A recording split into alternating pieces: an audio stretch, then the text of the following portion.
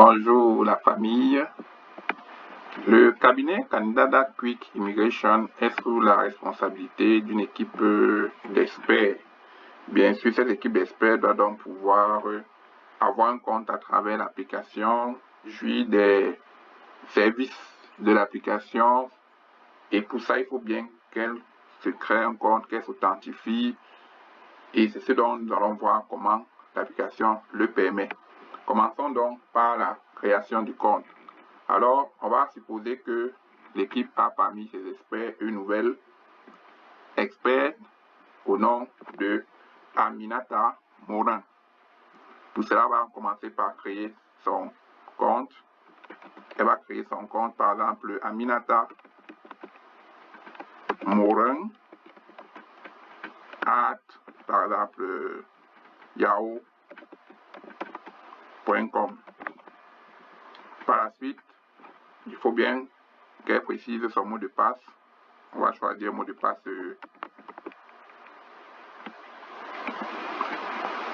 on va dire un peu compliqué.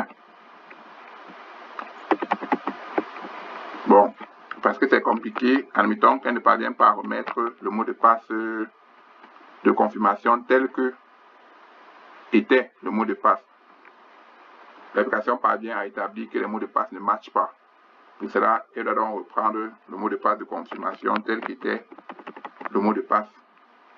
Si c'est correct, l'application doit reconnaître et par conséquent confirmer la création de son compte.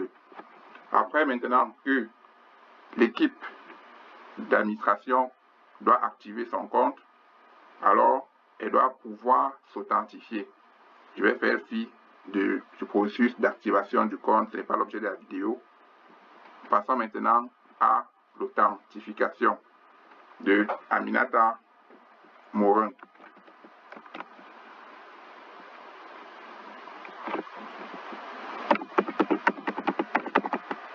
Si elle parvient à remettre ses paramètres de connexion tels que l'application doit évaluer. Et on voit que ici, dans le cas d'espèce, ce n'était pas correct. Elle peut toujours corriger. Et si c'est correct, l'application doit pouvoir la reconnaître. C'est curieux, on doit reprendre Aminata Morin, yahoo.com. On doit remettre le mot de passe tel qu'il était d'abord. Et oui, l'application l'a reconnu. Maintenant, une fois authentifié, il faut pouvoir compléter le profil.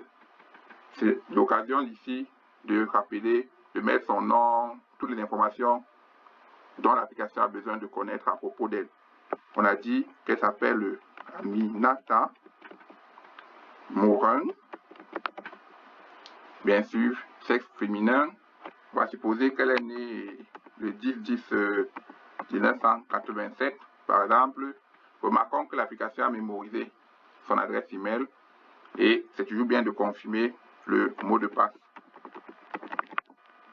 L'application donne également la possibilité d'avoir une image de profil.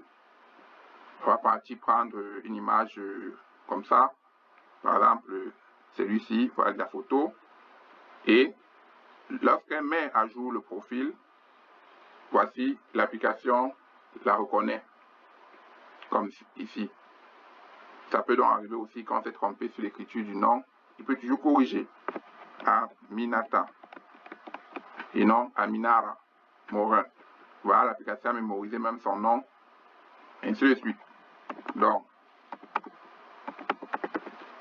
l'application donne la possibilité donc de corriger le profil au cas où il y a eu erreur.